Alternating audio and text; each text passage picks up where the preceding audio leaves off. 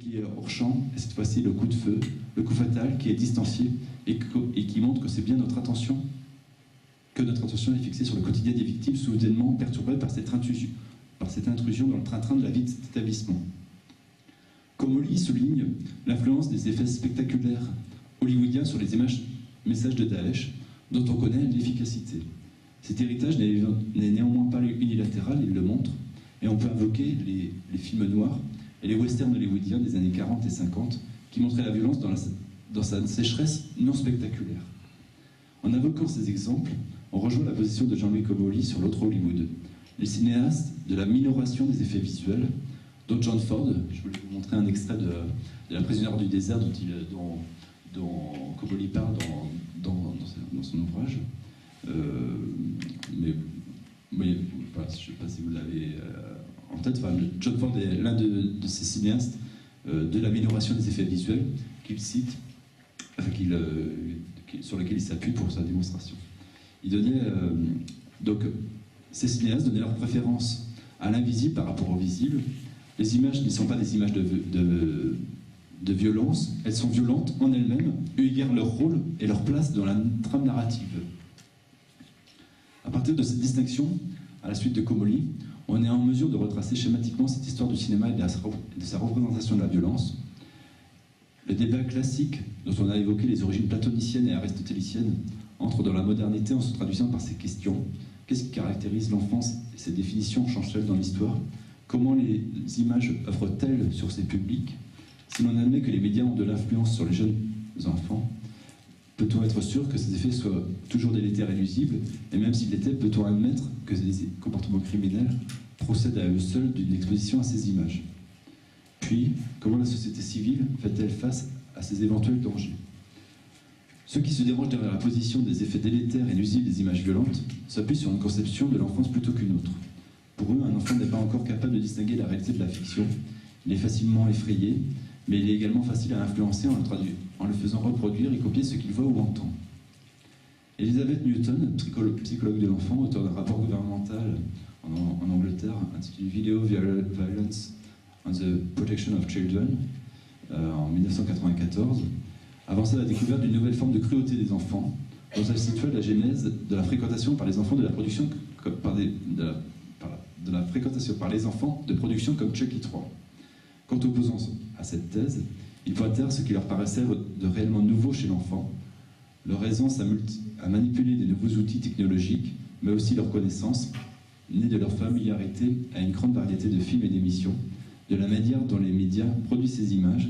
De ce point de vue, les enfants sont rarement si innocents qu'ils en ont l'air ou qu'on le croit. En effet, les opposants à Elizabeth Newton voulurent démontrer que les parents idéalisaient la condition de l'enfance et s'inquiétaient inutilement des images auxquelles les enfants avaient accès sans eux, sans leur médiation. Cette contre-thèse ne pouvait séduire beaucoup de monde car elle brisait au passage une bien reçue quelques illusions sur l'innocence de l'enfance. Les partisans de la censure auront tendance à considérer qu'un enfant s'identifie à certains des personnages, et ce même avec des personnages qui sont considérés comme incarnant le mal. Cela revient à admettre que cette identification faciliterait l'imitation dans la vie réelle. Martin Barker, dans The Video Nasties, Freedom and Censorship in the Media, regrette le manque de travaux pour étayer cette affirmation, mais conteste cette inférence, selon laquelle les choses horribles nous rendraient horribles et non horrifiés.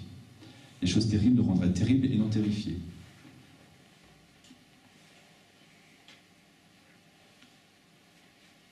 Dans Moving Image, Understanding Children's Emotional Response to Television, David Beckingham refuse toute théorie qui amalgame quelques individus isolés dans un groupe. Cela vaut pour les enfants criminels qui font la une des journaux et qui défraient l'actualité. Il en appelle à la responsabilité en faisant la part des choses, en évitant les enfants comme un groupe, en évitant de considérer les enfants comme un groupe indifférencié.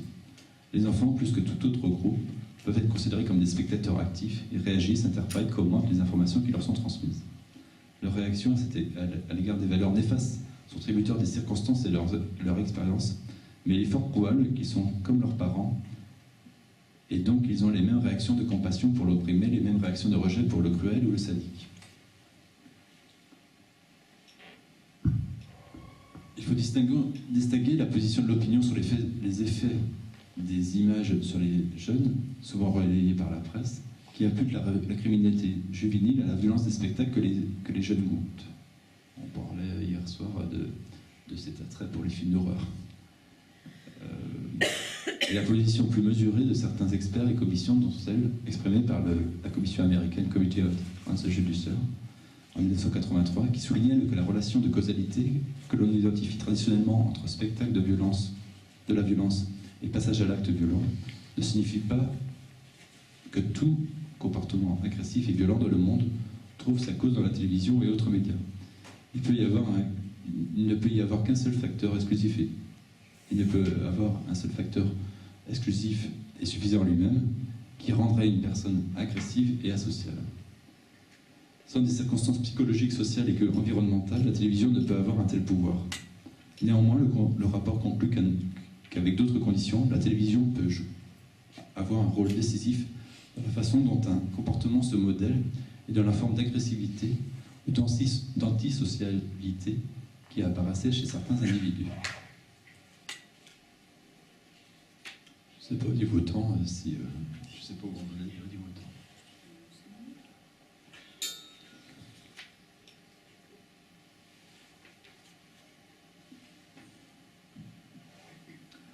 Tous les ingrédients sont donc réunis pour que ce débat soit aussi passionné et aussi très tendu. En France, on le constate avec les nombreuses réactions suscitées par le rapport Kriegel, donc publié au PUF sous le titre « La violence à la télévision » en novembre 2002, puis par l'avis de l'Académie des sciences « L'enfant et les écrans » en janvier 2013, le contexte nouveau de la guerre de Daesh et des terroristes contre les démocraties avec ses appels au djihad via les réseaux sociaux et la toile renforce les inquiétudes sur cette place des images violentes